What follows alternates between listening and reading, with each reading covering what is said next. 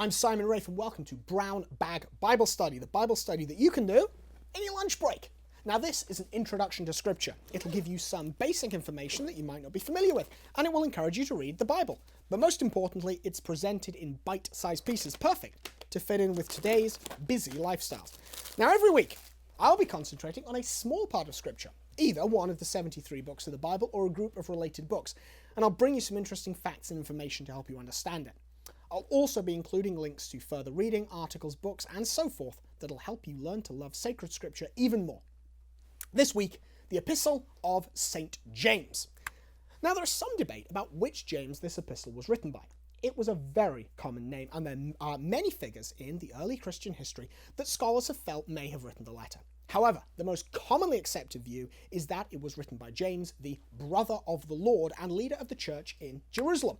He is a prominent leader of the early church and participates in the Council of Jerusalem as described in the book of Acts. A brief sidebar.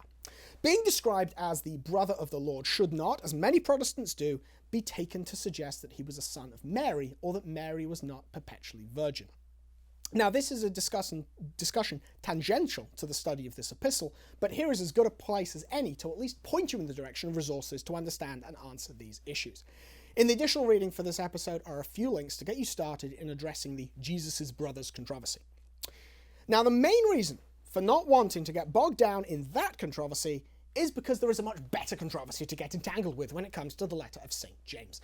Namely, justification by faith and works as opposed to justification by faith alone. Now, many Protestants, taking their cue from the arch-rebel Martin Luther, maintain that man is saved by faith alone. This is called sola fide, Latin for faith alone. Catholics, taking their cue from Jesus Christ, Son of the living God, maintain that man is not saved by faith alone, but by faith and works. Now, many scriptures, particularly parts of the Epistle to the Romans, are used to attempt to justify the Protestant position. Of course, such arguments rely on misinterpretation of the words of Scripture, or, in the case of Luther's translation of the Bible, the addition of words to the text of Romans. However, the only time the words faith alone actually appear in the Scriptures is in this letter, the letter of St. James. Unfortunately for the Protestants, but fortunately for Catholic apologists, the words faith alone in chapter 2, verses 24, appear in the sentence, man is justified by works and not by faith alone, which, in most people's minds, is a bit of a slam dunk. Martin Luther wanted to cut the Epistle of James entirely out of the Bible. He called it an epistle of straw and said that it had no character of the gospel in it. Fortunately, he was persuaded not to remove it, but the Lutheran distaste for the Epistle of James continues.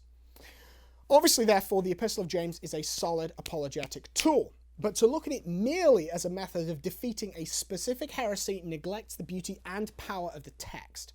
When you read it, and it's not long, you will be impressed by the sensible and practical advice it contains.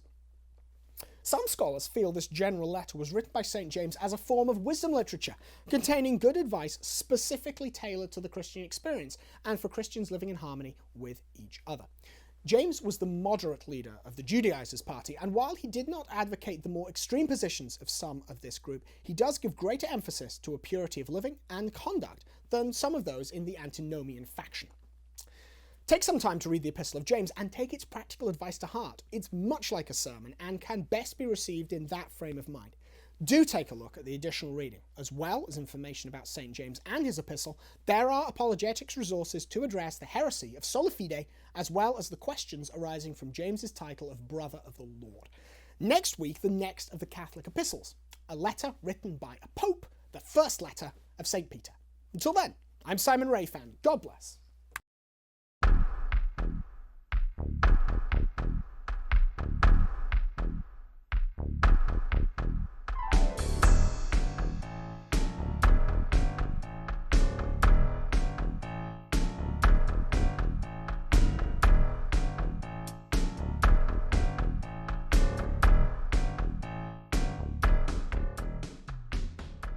To learn more about the place of Scripture in the lives of Catholic Christians, I urge you to read Pope Benedict's Apostolic Exhortation Verbum Domini.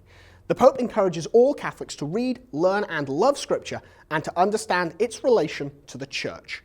A link to this exhortation is included in the reading materials for every episode of Brown Bag Bible Study. Just click the link over there.